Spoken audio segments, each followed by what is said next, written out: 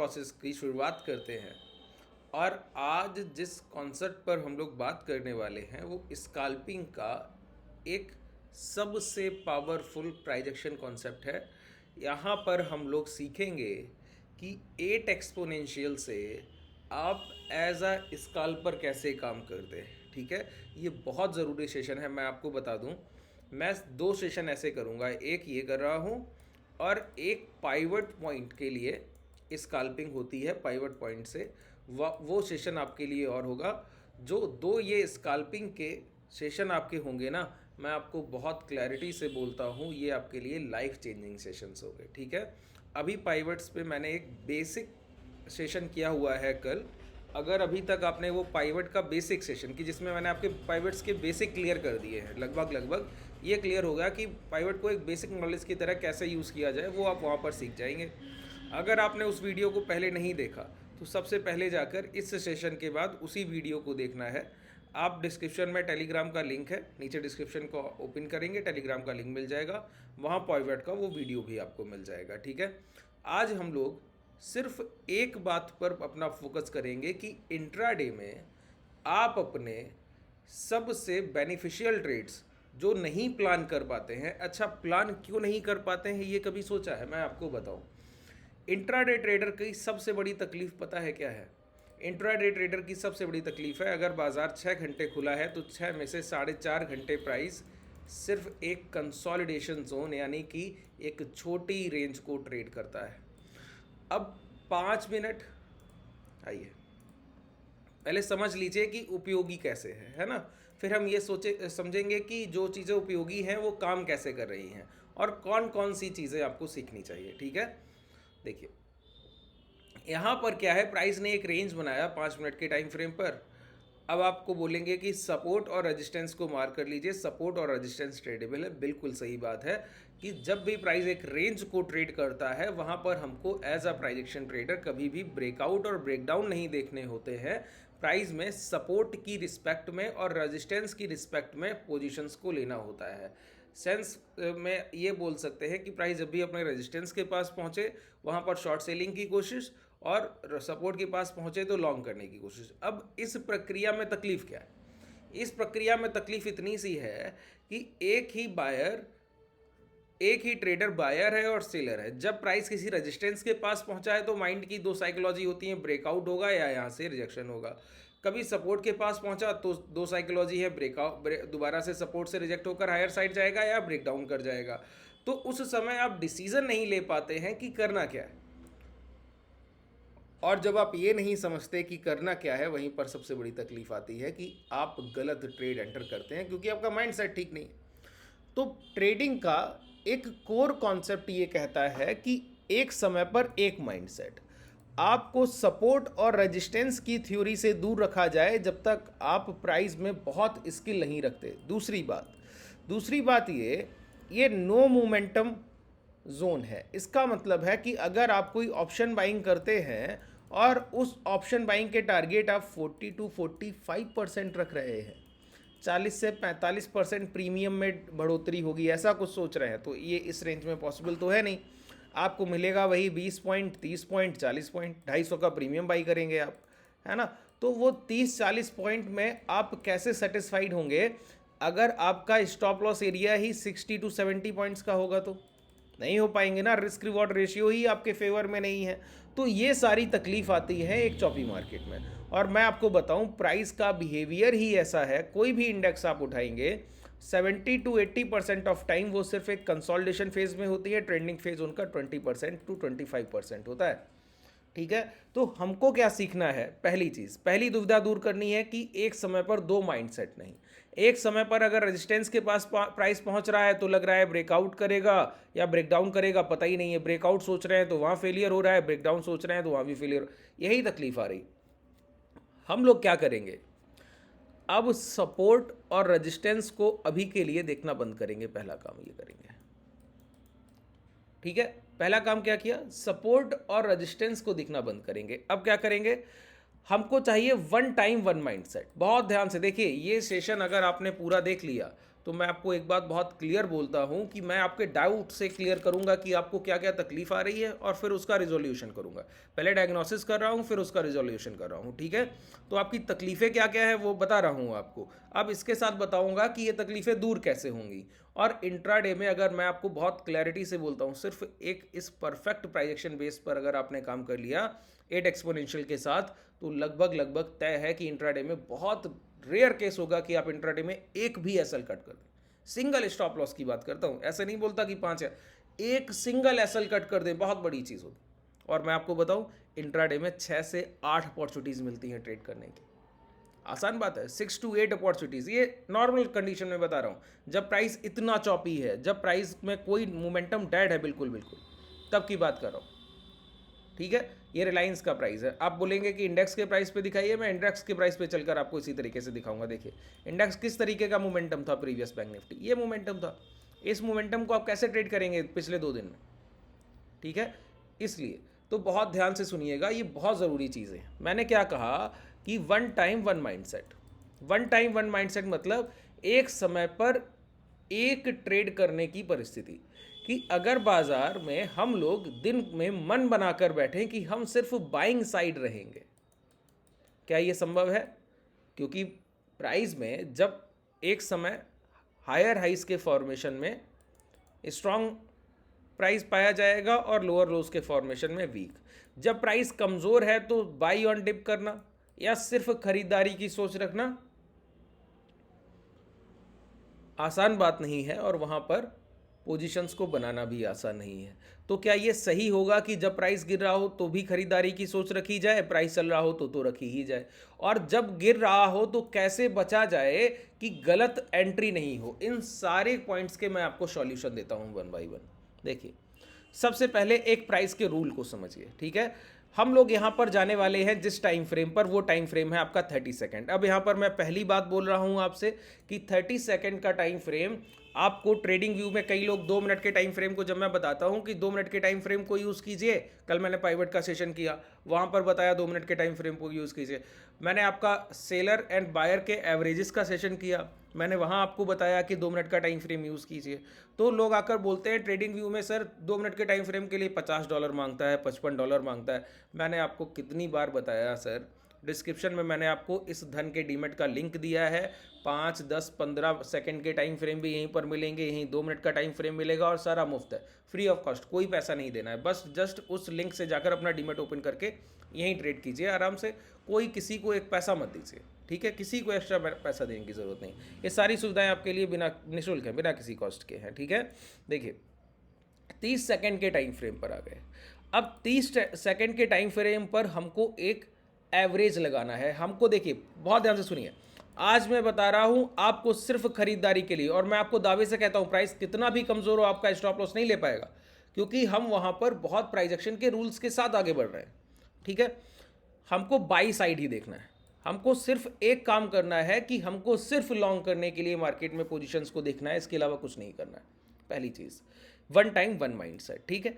अब buying side देखना है तो देखेंगे कैसे? तो सबसे पहला काम करेंगे अपना एक जो हम लोगों का फेवरेट एक्सपोनेंशियल मूविंग एवरेज है, 8 एक्सपोनेंशियल मूविंग एवरेज का लो। क्या करना है? इनपुट्स में आना है, 8 लेंथ कर देना है, सोर्स को लो पर रखना है, एसएमए को ईएमए कर देना है, और स्टाइल को यहाँ से हटाकर आप इस तरीके से थोड़ा सा डार्क रखिए। अब ये आपके लिए बन गया 8 एक्सपोनेंशियल लो का एक perfect combination 30 minute time frame पर। अब इसको उपयोग कैसे करना है ये अगर आपने समझ लिया तो लगभग आपकी दुविधाएं दूर हो जाएंगी। देखिए, अब ये बताने की तो कोई ज़रूरत है नहीं कि 8 MR लो क्यों यूज़ कर रहे हैं। बेसिकली हम लोग बायर के लास्ट बाइंग प्राइस पर जहाँ से वो रिजेक्शन उठाता है उसको कैच करने की कोशिश करेंगे, और उसमें हम लगभग हर बार सही होंगे जब भी बाइंग सिग्नल स्ट्रांग होगा। अच्छा, एक बात बताइए, सबसे पहले यहाँ पर हमको प्राइस एक्शन का एक पहला सहारा लेना होगा कि बायर्स बिहेवियर का पहला बिहेवियर जो होता है वो होता है, वो खरीदार अच्छे होते हैं जो खरीदार अपनी पहली खरीदी गई क्वांटिटी को ही दोबारा ना टूटने दें और दूसरी क्वांटिटी खरीद लें। इसका मतलब हुआ वो बायर जो एक बार इस तरीके से भाव नीचे आ रहा है और अपनी आखिरी खरीदारी को बचाते हुए पिछले बिकवाल को काट दें, ये हैं अच्छे बायर्स।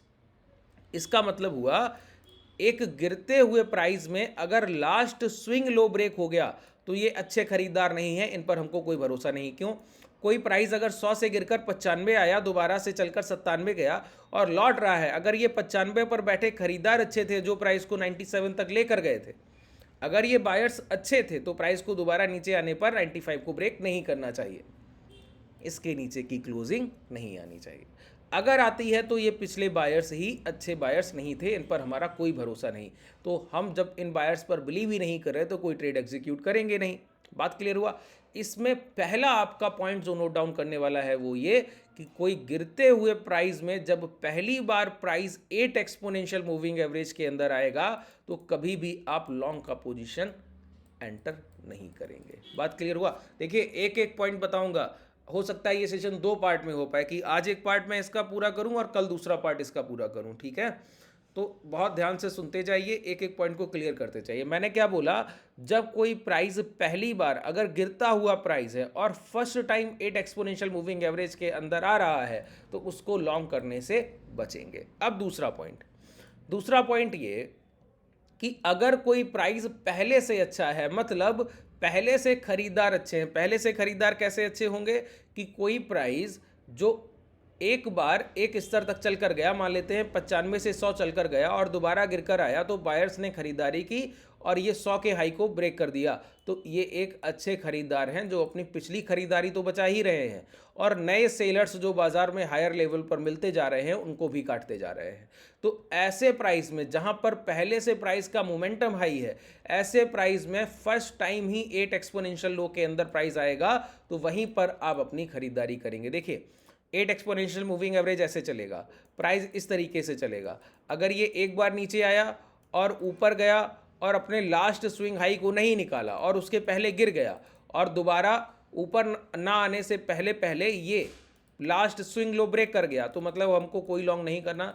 अब ये एवरेज फिर नीचे आएगा इस तरीके से, ये प्राइस फिर इस तरीके से जाएंगे, इसके ऊपर एक बार फिर नीचे आएंगे, कोई लॉन्ग नहीं करना। एवरेज इस तरीके से आएगा, फिर एक बार प्राइस ऊपर जाएगा, कोई लॉन्ग नहीं करना, प्राइस दोबारा नीचे आएगा और दोबारा चलकर जब अगर ये हाई ब्रेक कर दिया, अब फिर से 8 एक्सपोनेंशियल लो के जितनी बार प्राइस अंदर आकर ऊपर जाएगा हर बार आप लॉन्ग करेंगे, हर बार लॉन्ग करेंगे। सिंपल। अब देखिए इसमें कोई कंफ्यूजन रह गया हो तो मुझे बताइएगा, मैं दूसरे सेशन में इसको क्लियर कर दूंगा। देखिए स्काल्पिंग है, स्काल्पिंग में हमको बहुत चीज़ों को शार्पली करना होता है, इस वजह से हो सकता है आपको थोड़ा कॉम्प्लिकेटेड लगे, लेकिन मैं कोशिश करूंगा चीज़ों को जितना आसान हो सके उतना आसान रखा जाए। और यहाँ पर आपको प्रैक्टिस की ज़रूरत पड़ेगी, लेकिन ये प्रैक्टिस अगर आपने कर ली तो लगभग तय है आप कभी भी अपने लॉसेस को बुक नहीं करेंगे। देखिए मैंने क्या बताया, ध्यान से सुनिए। यहाँ पर देख लीजिए गलत एंट्री कैसे नहीं होगी, पहले तो वही समझ लिया जाए, नहीं तो आप लोग गलत एंट्रीज कर लेंगे, वो सबसे बड़ी दुविधा है। ठीक है, आज आप ये समझ लीजिए कि 8 एक्सपोनेंशियल के 30 सेकंड के टाइम फ्रेम में वो पोजीशंस कौन सी हैं जिनको आपको नहीं लेना है। ठीक है, यहाँ पर देखिए प्राइस एक बार नीचे आया, ऊपर गया, ऊपर जाने के बाद जब नीचे आया है तो लास्ट स्विंग लो को ब्रेक कर गया, मतलब अब ऊपर जाने पर हमको कोई पोजीशन नहीं लेना है। फिर नीचे आ रहा है, नीचे आते हुए फिर ऊपर गया तो स्विंग हाई को अभी भी नहीं निकला है, मतलब कोई पोजीशन नहीं लेना है। फिर नीचे आया तो लास्ट स्विंग लो को ब्रेक कर गया, मतलब फिर ऊपर जाने पर कोई पोजीशन नहीं लेना है। बिल्कुल ठीक बात है, फिर ऊपर जाने पर कोई पोजीशन नहीं लेना है। फिर प्राइस ऊपर जाकर स्विंग हाई को नहीं निकला, अभी ऊपर जाने पर फिर कोई पोजीशन नहीं लेना है। नीचे आकर फिर ऊपर जा रहा है, अभी भी स्विंग हाई नहीं निकला, कोई पोजीशन नहीं लेना है। प्राइस नीचे आकर फिर ऊपर गया, लास्ट स्विंग हाई अभी भी नहीं निकला, कोई पोजीशन नहीं लेना है। फिर ये लो ब्रेक हो गए, अभी भी कोई पोजीशन लॉन्ग की तरफ देखना ही नहीं, मतलब एग्जीक्यूशन के लिए कोई सेटअप बनेगा ही नहीं। अभी तो बायर ही स्ट्रांग नहीं है तो हम खरीदें क्या? मैंने कहा ना, वन टाइम वन माइंडसेट, बिल्कुल क्लियर बैठिए। एक समय पर एक माइंडसेट रहेगा, हम सिर्फ खरीदार हैं और खरीदार यहाँ पर कोई अच्छे दिख नहीं रहे। एक ऐसे खरीदार नहीं निकले जिन्होंने आखिरी बिकवाल को काट दिया हो, तो हम ऐसे खरीदार पर भरोसा ही क्यों करें जो अच्छा पैसा नहीं लगा पा रहा है। बात क्लियर हुआ? हम तो वहाँ पैसा लगाएंगे जहाँ बड़े हाथी आकर पार्टिसिपेंट करें, मतलब बड़े बायर्स आकर पार्टिसिपेंट करें। अगर नहीं कर रहे हैं तो हम वहाँ से बाहर बैठेंगे पेशेंस के साथ, धैर्य के साथ। अब प्राइस फिर ऊपर जाता है, ऊपर जाते हुए फिर ये लास्ट स्विंग हाई को नहीं निकाला। जब तक एक लास्ट स्विंग हाई नहीं निकलता तब तक हम लॉन्ग की तरफ नहीं देखेंगे, अभी तक नहीं निकला। बात क्लियर हुआ? अब जाकर अगर ये हाई, अब आगे के सेशंस में देखिएगा जब प्राइस ओपन होगा उसके अकॉर्डिंग। ठीक है, अब इसके पहले चलते हैं। अब ये समझ आ गया ना इस पूरे मोमेंटम से ये समझ आ गया कि ये लास्ट स्विंग हाई नहीं निकालता है, उसके पहले पहले कितनी बार भी ऊपर आए कोई मतलब नहीं, यहाँ पर लॉन्ग करने का एक भी प्राइस आपको कोई स्ट्रक्चर नहीं दे रहा है। तो फिर लॉन्ग करने का स्ट्रक्चर कब बनता है, ये भी तो जानना ज़रूरी है कि प्राइस फिर लॉन्ग करने के मौके कब देगा। अब सबसे ज़रूरी पॉइंट आ रहा है, इसको बहुत ध्यान से सुनिएगा। मैंने क्या कहा, प्राइस 8 एक्सपोनेंशियल का एवरेज ये हो गया, इसके नीचे आ रहा है, आता हुआ प्राइस अगर ऊपर जाए और लास्ट स्विंग हाई को ब्रेक ना करे, उसके पहले लॉट कर ये ब्रेक कर दे, फिर ऊपर आएगा तो हमको लॉन्ग नहीं करना है, फिर यही करे तो फिर लॉन्ग नहीं करना है। ऊपर जाए नीचे आए और लो को भी ब्रेक ना करे, फिर ऊपर जाए और लास्ट स्विंग हाई को भी ना निकले, तब भी लॉन्ग नहीं करना है, चाहे कितना भी ऊपर आता रहे। लास्ट स्विंग लो को निकालने के बाद फिर ऊपर आए तो अभी भी लास्ट स्विंग हाई नहीं निकला, अभी भी लॉन्ग नहीं करना है। ठीक है, बात क्लियर हुआ। एक बार अब आपको अपनी नग्न आंखों से देखना है सर कि लास्ट स्विंग हाई निकलना चाहिए, ठीक है, और उसके ऊपर फिर प्राइस कितना भी मोमेंटम करे, फर्स्ट टाइम में कोई एंट्री नहीं, पहली बार जाने पर कोई एंट्री नहीं, चाहे चलता ही क्यों ना चला जाए, वो हमारे लिए अपॉर्चुनिटी नहीं है। बात क्लियर हुआ, रिट्रेसमेंट के बाद होगा। अब बात समझिए, अगर यही प्राइस इस तरीके से देखिए गिरते गिरते लास्ट स्विंग हाई एक बार भी नहीं निकाला, अब मान लेते हैं कल मार्केट ओपन होता है, यहाँ कहीं खुलता है और ये लास्ट स्विंग हाई को निकाल दे, एक बार निकाल दिया, अब प्राइस 8 एक्सपोनेंशियल, अब प्राइस क्या हो 8 एक्सपोनेंशियल मूविंग एवरेज के एक बार नीचे आकर जैसे ही ऊपर जाएगा, जस्ट अ लॉन्ग, आपकी एंट्री की शुरुआत हो गई है। अब ये खरीदार अच्छे आ गए हैं, अब ये वही खरीदार हैं जिन्होंने अपने लास्ट बाइंग प्राइस को बचा लिया और सेलर के लास्ट सेलिंग प्राइस को ब्रेक कर दिया। अब यहाँ पर हमारा कॉन्फिडेंस बिल्ड होगा कि अब बाजार में कुछ अच्छे खरीदार आए हैं, ऐसे खरीदार जिन्होंने कम से कम लास्ट सेलर्स को ब्रेक किया, लास्ट सेलिंग प्राइस को ब्रेक किया। देखिए बहुत लॉजिकल बात मैं करता हूँ, जो पॉइंट बोलता हूँ बहुत लॉजिकल है, एक एक प्राइस में पूरी तरीके से सेंटिमेंट के साथ ऐसे ही काम करेगा जैसे बोलूँगा, point to point, not to not. जाइएगा, ट्यूसडे को मार्केट ओपन होगा, इंट्राडे में यूज़ कीजिएगा और रिजल्ट्स मिलते हैं उसके बाद आइएगा। ठीक है, बहुत क्लियर बोलता हूँ, ये सब प्रैक्टिकल मार्केट अप्रोच है सर। हमारे ट्रेडर इन चीज़ों को बहुत समय से ट्रेड कर रहे हैं और ऐसे ही ट्रेड करते हुए आगे बढ़ रहे हैं। ठीक है, लाइव मार्केट में जाइए, पहले प्रैक्टिस कीजिए। देखिए पहले दिन में आप सोचते हैं, आप सेटअप इस माइंडसेट से सीखते हैं ना कि पहले दिन जाएंगे और पहले दिन ही सब कुछ, नहीं, ऐसे नहीं होता है। पहले आपको इस पर प्रैक्टिस करना होगा, छोटी क्वांटिटी लेकर। देखिए बिल्कुल लॉजिकल अप्रोच रखिए, जैसे आगे बढ़ना चाहिए एक ट्रेडर को, उसी तरीके से आपको आगे जाना होगा। ठीक है, छोटी क्वांटिटी के साथ जाइए, पहले अच्छे से लाइव मार्केट, बैक टेस्ट कुछ नहीं होता है सर, बैक टेस्ट तो मैं करा दे रहा हूँ आपको समझाने के लिए, बैक टेस्ट करने से कोई फायदा नहीं होता। लाइव मार्केट में जाएंगे, आपका पैसा लगेगा, थोड़ा कॉन्फिडेंस बिल्डअप होगा, थोड़ा मार्केट के साथ सेंटीमेंट जुड़ेंगे, कहीं कहीं तकलीफ आएगी, धीरे धीरे उस तकलीफ को आप समझेंगे। तो ये जर्नी की तरह, प्रोसेस की तरह है। 5-6 दिन आपने प्रैक्टिस कर लिया, फिर एक एज आ जाएगा आपके हाथ में, फिर कोई तकलीफ नहीं होगी। उस तरीके से प्राइस को देखा कीजिए। ठीक है, देखिए अब हमको क्या करना है समझिए, एक बार अगर स्विंग हाई निकल गया तो अब हमको रिट्रेसमेंट, जैसे एक बार निकल गया ये, अब हमको रिट्रेसमेंट का वेट करना है, कब प्राइस 8 एक्सपोनेंशियल लो के नीचे आए, ये 8 एक्सपोनेंशियल लो। अब अगर एक बार भी ऊपर आता है, यहीं पर लॉन्ग करना है, ये सबसे बेहतरीन प्राइस की जगह है लॉन्ग करने की, और स्टॉप लॉस स्विंग लो। अब ये 30 सेकंड का टाइम फ्रेम है, मैं आपको बताऊं 5 से 6 पॉइंट, 7 पॉइंट बैंक निफ्टी के at the money strike price में असल रहता है, 5, 6, 7, 8 पॉइंट, और जब टारगेट मिलता है तो 40 पॉइंट, 50 पॉइंट, इस तरीके से भी मिल जाता है, कभी कभी 20 पॉइंट, 25 पॉइंट। तो यहाँ पर क्या है, एसएल एरिया आपका बिल्कुल ना के बराबर है, बिल्कुल छोटा सा, और टारगेट आपके उसी के अकॉर्डिंग है कि कभी 20 पॉइंट, 25 पॉइंट, कभी कभी 40-40। स्कैल्पर का काम क्या है, बहुत छोटा सा पैसा देकर बाजार से बड़ा पैसा लेकर चले जाते, बहुत छोटा सा पैसा देकर। ठीक है, देखिए अब भाई आपको देखो, ध्यान से देखते रहिए, मैं आपको एक एक कॉन्सेप्ट बहुत क्लैरिटी से यहाँ पर डिलीवर कर रहा हूँ, आपको बस देखते रहना है और सुनते रहना है। कोशिश कीजिए कुछ की पॉइंट्स को नोट डाउन किया जाए। प्राइस ऊपर गया, स्विंग हाई को निकालने से पहले पहले नीचे आता है और फिर ये लो ब्रेक कर देता है, पहली बार ऊपर जाते हो, ठीक है, दोबारा नहीं आया, इस लो को ब्रेक कर दिया, फिर ऊपर जा रहा है, स्विंग हाई को निकालने से पहले पहले ये लो ब्रेक कर दिया, फिर ऊपर जा रहा है, स्विंग हाई को निकालने से पहले पहले ये लो ब्रेक कर दिया। अब यहाँ पर आइए, अभी तक हमको अच्छे बायर्स नहीं मिले तो हम तो खरीदार हैं भाई, हम तो सेलर है ही नहीं, तो ये सेलिंग का प्राइस एक्शन है।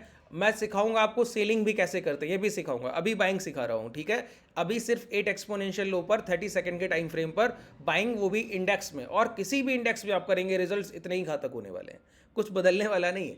देखिए प्राइस क्या करे, एक बार ऊपर गया, नीचे आया, नीचे आते हुए लास्ट स्विंग लो को ब्रेक नहीं किया, फिर ऊपर गया, अब स्विंग हाई ब्रेक कर गया। अब मैं इंटरेस्टेड हूँ अब मेरा जो है समय आ गया है, जितना मैंने पेशेंस रखा वो दूर हुआ, अब मेरा टाइम आया टाइम टू बाई। अब मैंने क्या कहा, एक बार प्राइस 8 एक्सपोनेंशियल लो के नीचे आए, दोबारा एक कैंडल ऊपर बनाए, स्विंग लो के नीचे के क्लोजिंग के एसएल और लॉन्ग कर दीजिए। फिर नीचे आता है, फिर ऊपर जाता है, स्विंग लो के नीचे के स्टॉप लॉस लॉन्ग कर दीजिए। फिर नीचे आता है, फिर ऊपर जाता है, स्विंग लो के नीचे के एसएल लॉन्ग कर दीजिए। फिर नीचे आता है, फिर ऊपर जाता है, स्विंग लो के नीचे के स्टॉप लॉस लॉन्ग कर दीजिए। ये जो प्रक्रिया है, अब देखिए पूरे मोमेंटम में आपको 1 2 3 4 5 एंट्रीज मिली और हर बार प्राइस ने बहुत छोटा सा एसएल एरिया आपको दिया और बड़े बड़े टारगेट आपको दिए। सिर्फ सिंपल कोर कॉन्सेप्ट है कि अच्छे बायर इंट्राडे में छोटे खरीदार मिल गए, एक बार अच्छे मिल गए जो छोटे समय पर खरीदारी करने आए। अब यहाँ पर ना तो आपको सपोर्ट देखना पड़ रहा है, ना रेजिस्टेंस, ना प्रीवियस प्राइजेक्शन, ना ही पिछले 3 दिन का प्राइजेक्शन, कुछ नहीं। सिंपल एक अपने आप में पूर्ण सेटअप है ये, पूर्णता। कुछ भी अलग से देखने की ज़रूरत नहीं, ना ही ऑप्शन चेन देखना है, ना ही कोई और दूसरा प्राइस देखना है, ना ही प्रीवियस डे का ट्रेडिंग सेशन देखना है, कुछ भी नहीं। सिंपल कोर कॉन्सेप्ट है, जहां पर बायर स्ट्रांग वहां पर हम अपनी पोजीशंस बनाने की शुरुआत करेंगे और जहां तक बायर्स प्राइस को राइड करेंगे हम उस प्राइस में बायर्स के साथ राइड करेंगे और परफेक्ट स्कैल्पिंग। ठीक है, ये इतना लॉजिकल है। आप जाकर ट्रेड करेंगे, पहले जाकर बैक टेस्ट कर लीजिए। आप लोगों का हैबिट होता है कि बैक टेस्ट करना है, तो पहले संतुष्ट हो जाइए, बहुत अच्छे से जाकर कीजिएगा। ठीक है, मैंने एक ही आपको तरीका बताया है कि प्राइस में क्या करना है। एक बार जब swing low last swing high निकल जाए, उसके बाद जब रिट्रेसमेंट के बाद प्राइस आए और अपने लास्ट स्विंग लो को ब्रेक करने से पहले टर्न अराउंड हो, तो वहीं पर आपको लॉन्ग की पोजीशंस लेनी होती हैं। एसएल वही स्विंग लो आपका रहता है और हर बार आपके टारगेट अचीव होते हैं। आपने एक ये सेगमेंट देखा, मैं आपको और भी सेगमेंट दिखा देता हूँ। देखिए, जितने यहाँ पर बनेंगे उतनी बार आपको दिखाऊंगा। इसमें कुछ भी ऐसा नहीं है जो आप बदल जाएगा, जैसे काम कर रहा है हूबहू वैसे ही काम करेगा। ठीक है, अब इसके साथ जिसको हैजिंग आता है ना सर, उसके लिए ये समझिए कि फिर तो नामुमकिन है कि कोई आपसे एक पैसा भी ले जाए इस बाजार से। हैजिंग जो है वो इस तरीके का कॉन्सेप्ट है कि ऐसे प्राइजेक्शन में तो आपको एक पैसे का लॉस नहीं दे सकता, एक सिंगल कॉइन ऑफ मनी नहीं लेता आपसे, बस आपको आना चाहिए, है ना। हैजिंग अगर आप लोग भी सीखना चाहें तो नीचे डिस्क्रिप्शन में कॉन्टैक्ट डिटेल है, क्लासेस में आ सकते हैं आप लोग। ठीक है, मैंने प्राइजेक्शन की शुरुआत की है, आज से करूँगा क्लासेस में, अभी एडमिशन चल रहे हैं। आप लोग अगर इनरोल करना चाहें तो कर सकते हैं। देखिए, यहाँ पर प्राइस ऊपर गया और स्विंग हाई को ब्रेक कर गया। मैंने क्या कहा, एक बार में जहाँ तक जाना चाहे जाने दीजिए, दोबारा आने पर आता है ना तो यहीं पर लॉन्ग कीजिए। यहीं पर एक बार नीचे आकर ऊपर गया, अब लॉन्ग कीजिए। स्विंग लो गया नहीं, स्विंग हाई निकल गए थे, परफेक्ट है। अब एसएल स्विंग लो, अब देखिए कितना पावरफुल ये प्राइस है। ये 30 सेकंड का टाइम फ्रेम है सर, मैं नहीं बोल रहा हूँ बहुत बड़ा टाइम फ्रेम है, 30 सेकंड का जस्ट अ कैंडल। 1 मिनट में 2 कैंडल्स बनेंगी। 5 मिनट के टाइम फ्रेम पर आप लोग ट्रेड करते हैं, 5 मिनट एक कैंडल की क्लोजिंग के लिए वेट करते हैं, वहां पर आपकी इतनी एसएल हंटिंग होती। इसमें इतना पावर है कि एक बार प्राइस ने अपने रूल्स को फॉलो किया, फिर उसके बाद आपके एसएल की तरफ नहीं बढ़ता है, हायर लेवल पर कंसोलिडेशन और आपको एक टारगेट देता ही देता है। इतना पावर है इसमें। ठीक है, चलिए आज के लिए पर्याप्त है। कोई भी डाउट रह गया हो तो मुझे बताइएगा कमेंट सेक्शंस में, और मैं आपके सारे डाउट्स को वहाँ पर अगले सेशन में मेंशन करके, जो आपकी वैसी तकलीफ़ें होंगी जिनको समझा जा सकता है और जिनको यहाँ पर लाया जा सकता है सेशंस में, जिनको इंक्लूड किया जा सकता है, जिनके जवाब मैं आपको दूंगा। ठीक है, तो अपने कमेंट सेक्शन में अपनी दुविधाएं रखिएगा, मैं आपको बताऊंगा क्या क्या आप चीज़ें और इसमें कर सकते हैं। ठीक है, चलिए धन्यवाद।